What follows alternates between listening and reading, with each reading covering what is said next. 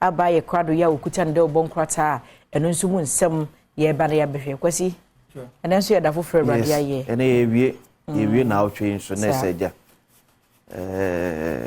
ya hwe ni weekend no so abekọ ya fa minima sa na otwe na ayi slow ti ama as a weekend ne picture no enshira nye all that clear ye bi so na ye kese ye da Ghana so no ka se ba se ma mood ni nyina ye bibi ho yes e bi anse jambo china mo si Heroes Park e wo Kumasi na ye nyina bi thank you so ire abana ye ne die afi na busu ye ko ye ne eno ne yie no abana de se brofo se no ye de hye na ni monyam se wo so mo my Ghana se first lady afi na ye ko ye na nkasa e wo Kumasi Heroes Park but as a na uchi yankasa minimize slow tawo na uchi yankasa mood ne nse da nyesa I slow e bi so on say djumayeni bi etua na kabusumi bia no okay free 12 13 14 for kono ti free 18 na wo say de aya na wo mu ense skanasa asa nyempesa meka na eja asa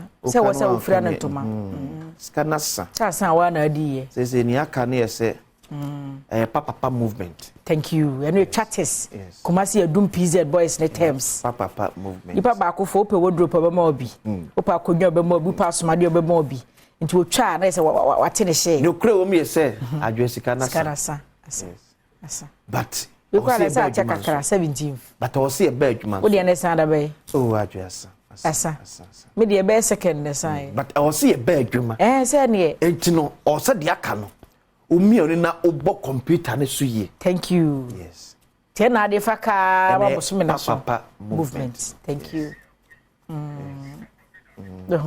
so mi oni na mia computer mia yes see we ne ko newsroom computer si ho and one edit type your stories ma crossing all the t's thank you and dotting all the i's thank you and yes sir onwie man onwie bosome no enena meka wasma amanfo bi entiasie no kwese Ghana adwumafo akatwia ho nsem enye areho yes adwa no kre nyina no so meka say they pretend to pay us so we pretend to work yes say na ya na tie na 23% increment ya wokai enra ye ne nagrat panyi kasaye okache angel carbono was yes 23% increment so waje 1000 obeje be 1230 cedis ansa no mo betete tax free so apparently be we are is just like 150 cedis increment kura so esa mo say and inflation is 35.1 thank you and ye two akatwem 23%.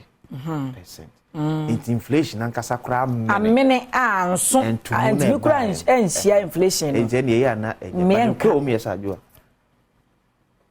adwumafo akatwia nye ewo Ghana yes and no kura no enye nipa kakra bi no mo de ye eni asem a yempese ye beka na akire mo hwe ye nwan mo ete abrochire mo soro mo ye na abrochire ya ye de me dem se kwa na kokko ye ya adwamate se wo fra abrochire aba so se abrochire ye dinti no wasaba back to Ghana de wa ba no na wa bobra wi ehu so wo betena ha abedi abeje na home eno nye sa abrochire na ye din eti ya mo so munya sa na baby aye de en mo nyam pese ye pese ye ka bi mane koye se ye wiase nyina na amane baby aye de ya munya sa de musi ho kra na pe na mo baga ye din mo mra na ye mabra amanfo e ka de so me kwa question ye kwa no ma ba onso ye so me chen do de bra eti ya munya sa de no no krim sa abrochira katwa enema ye din se de ye nwan be di o makatwa me bia ka bo de bia me fie se ne de yes because de bia me ka se ho no ye de ma wo a ye beti wo data ye te wo dan a wo tim ye te wo bibia anti no de ama wo ne ye nsesa aka no ne ye se fa kɔbɔ wo ho bra ye de ma ye a eno ana data ni bi wo mu o eno ana lorry fare wo mu o eno ana de bi to prepaid egu phone o meter so man be me we November December kra de we need pay ko em se ba ko vi em se 4 months ago yeah 4-5 months ago april wa beto asase to Ghana apra kurum yes of a hen wa beto asase mienu 4-5 months ago of a hen wa to asase mienu e wo Ghana in fact enye Ghana wa to asase mienu wo nkran ha yes Okomeya yes asase April asase cost nothing around I think the last one is 95,000 cedis what to 950 million yes, what to na say Ghana ha obetina ha no ma ya adwuma mfie bukura be ye Etia kan ye nwan me wa abrochire a no mo ye abrochire de munya sa ehye bufu e ma ne time e ba sa ma mo ko se mo ye pesemi nkumenyafo yes e ba sa e ma ye dwen say you are selfish because be bia ye dia Ghana form fee so memo ye do mutu kwa abrochire sa America ye dia come back to Ghana Bana be hwese de hatie so ye munya sa nya atwom no but ye na time. Do you know the funny thing with them? Usually mo ka say mi say na ha de bibia de free ye on say ye de free wo mo no so ka ho njo mo hu say de sitie because was a phone kra na wo pa there are some companies omo timi ne wo ye negotiation ko je phone no e wo Apple company maun e wo Samsung office maun na ye tete wo bosome adwa ba ye yete hey when I needed this phone me cost shop ko bu say was 18,000 180 million 180 million you so otua cash ansa na phone ye kuta wi when ye kuta. So imagine, Mosume do was say, Adwa me de no kra de me say. Ka okọ ho ayetimi de mawo na wu tuatua na Mosume Mosume no enya obie no be free wade. Say nem ka so mo tie bi beka na Ghana ha wo so okọ akofiri me de me nka Mercedes mpo. Wo de mfa so wo okofiri Honda Civic mi de yi bia. Ene that Honda Civic 2015 one to kra be ko ne be 150,000 Ghana cedis. Wakatua no kra enya. Na 150 no Yemfa ne say woji be 3,000 no muti 2,000 busumi bia wodi fiere do say ne atua 1.5 billion. Besi wakatua no entice manager ne kra so on fa on to tie kra mfa ma. Na Honda Civic rim price. Yes, ye catch ye catch rem penifo a penifo ente sad na se. Na ye nyai say COVID by affect abrochire nyina. Ukraine o makatua ye. Na mo ka say so akatua ye. Ye o mo ka no nka ho. Say esuti de a eye okay. Oh yes. But when Ghanaians request for same say na treaty amafo abrochire no, ye treaty ye sade am say any economy ne ense. So mo separate no. Na ye nhwe kwan betimi afa so a ye beboa me ye nema because enye na make cho say office of the special prosecutor ye mu no because ye nunu ye ho ne ye sere ho. No kura ho ye say say Ghana for amapo a yentimi survive you. Me say we are all criminals. Say Ghana yentimi survive. Ye nyina ye yakronfo. Ko ti twum ya we. Wo ye den na wu kwa wo sika so. Na ye dani a people will cut corners. I'm telling you. Na kwabra na te Ghana ha the daily wage e 30 cedis. Na wu kwagina oksu koto koko ne brodo. Kura no a unkura 10 cedi a untimi to koko ni. Na o tinkra ha na daily wage 30 cedi na 40 na to koko 10 cedi a e ka wonsem say. Wo be dey tua light bill, wo be dey tua rent. Akatua 7 de enye. Etira me ka se musie nyina na ye kwa ahoyehia ne mu a. Some of the high hill salaries in the some CEOs no. They should also appreciate and understand say Ghana for nyina na kwa ahoyehia. Now Bank of Ghana g 89,000 Ghana cedis. Now security edge 2,000. Would was 2,000. And we are expecting full security. Me say I've told you say I know of some nurses if you talk to them a bit 1,002.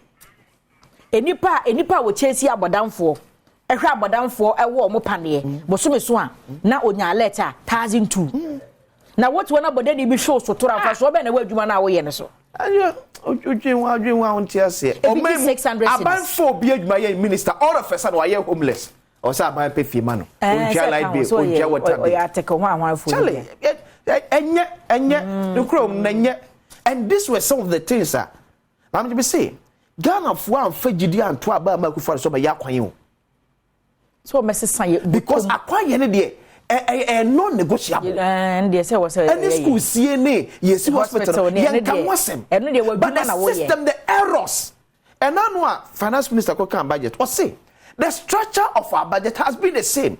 And some say, are we expecting any difference? These were some of the issues that we expected now the down Kokufado, eba be correcteno. And you be see a choir be see schools.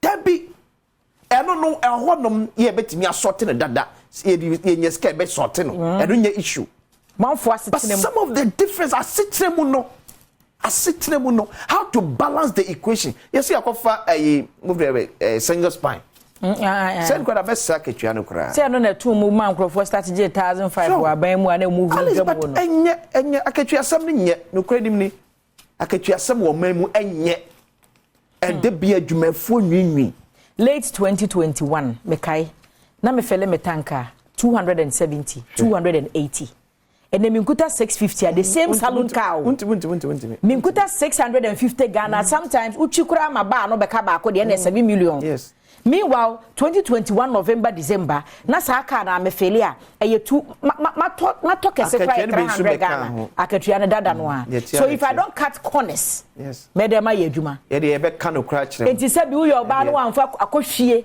anka wa katua ho a akohwie ne anada adwuma no na katua no kra ye chen obo so me akatua no halom no how no kra ne ye be mu ohuro the real picture ye me fra bi antoma enye how enye people are cutting corners.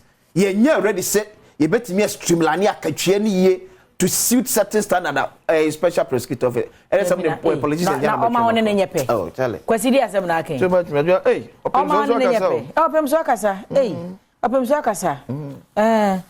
Seek answers from government on why projects have stalled. Na say wo ho no na ompesua ne so no. Adwuma bi afrase na wo hu o se kajetia phase 2. And they say wo hu be se de esi kro. Kumasi International Airport phase 2 and so ekonko ho akwan odu a Kofi Job na sefo mu ye nyina. Thank you ekonko ho. And I know I love the way Ashanti regional minister was blunt. Yeah, ojina na ma yemfo anim emo mu hunu the real state osina na akwan bu amenam so na mesimitrase me nie wu se me regional minister na menam kwan boni we so asante era be ameka me say akoko a oben oni ene so odi abebe the number of votes NPP nya from Ashanti region, can they equate same to the number of developmental projects on the Amasantemayana? Oh, na se omonim so say Ashanti region dey se bi mpredu aso etisen kura no ombeto am MPP on say usually kwesima menka say mincho. Let me make this example. Etise kwasi tiwe na wo ma mienu fanse kwasi ene me wo ba na ebia woni amanso wo ba unim de already o adwa de eja manya bia ma no kora no a opemisa ama de manya bia ma no ba be mi shegelege yes enti wonya no de akompacha wo de eje na manya enti wo a wonim se wanya bia ma akora wote nase no da bia na wote ABC m kopem so obesori a obeye shegelege no saa no hwew enti omunim se asante mantem mu de sebi mpredu asa se ye kokogina ballot box ni mu na se ye kodu na se ye bie krata ni mu kiro na se nipa bia timpo na ballot paper no so na se MPP flag da ho a amanyoku aka no nipa ti da so no ye beje omu nyina ne ato ama flag no adwa enti ye ene it's so sad okay amam from person beka ene se ne we go Facebook da mo mu twa da pa ba project minister ka say Aston o si etimi kura ye mu 60%, and according to Ashanti regional minister and on assembly can before where ebo full tape no o si etimi ye project mi kura 60% e ka hotoso ne akomatoyem kakra beba. This is according to Ashanti regional minister. And yes, wo mun she biase o se project na Aston no si etimi ye mu pokura 60%. It tells you baby a project near Yedru. And prepare near share project nase. Sabre wasn't this is the 7th year of Nanado Danko Akufo-Addo. A prepare na project near was Santimantem no. Yes, see Ashanti regional minister me ati say even 60% kwa yenyenriye. Na me pebre na maba kwa abiri east so. Kwasi so no fi Asante Mampon. Kwasi fi Asante Mampon ho. Kwasi mi buso wasem. Wo fi Asante Mampon. Eya ajebre ne famu akofa bonwure kosi adagoma se fa ntoa ekwanfo Francisca mejebre na ba ho okay the daily graphs totorenko memorial mass held for Theresa for serve vote in 2024 elections. EC begins process Attorney General I can say I have for man SHS wins innovation competition. Ghanaian Times 15 TV stations land in trouble. NMC vows to sanction them for offensive content. TV stations. GGSA launches 110th anniversary celebration in Accra. Government moves to support kidney transplantation locally at reduced cost. Hey, Daily Guide, Rofodro. Kofua cries for Theresa as Ghana-based farewell. Ashanti NPP clears aid to contest orphan seat. NDC fake court plot exposed. Daily Guide. Well, so far they also agree Gold Coast fund customers to picket at Finance Ministry. That and almost a quack where you chere honomo. Mr. Ibu Yenu Abema Bakwan winning Ajiji and if you quad a bremo, ya dear bon one, a bit to address so much and nine until be a video no at the Hawaii and someone who will be now or buy and portal adomonline.com. Ubenya bina wakenkana ye dan ye ho aba kaisa we kan sie mu nsem wo ho ahosepe e wo hono mo na interviews ahudo bi hono mo a matena se ye firi hono mama asem yi dika kwasinsi abegirem na asem we dika no waka ma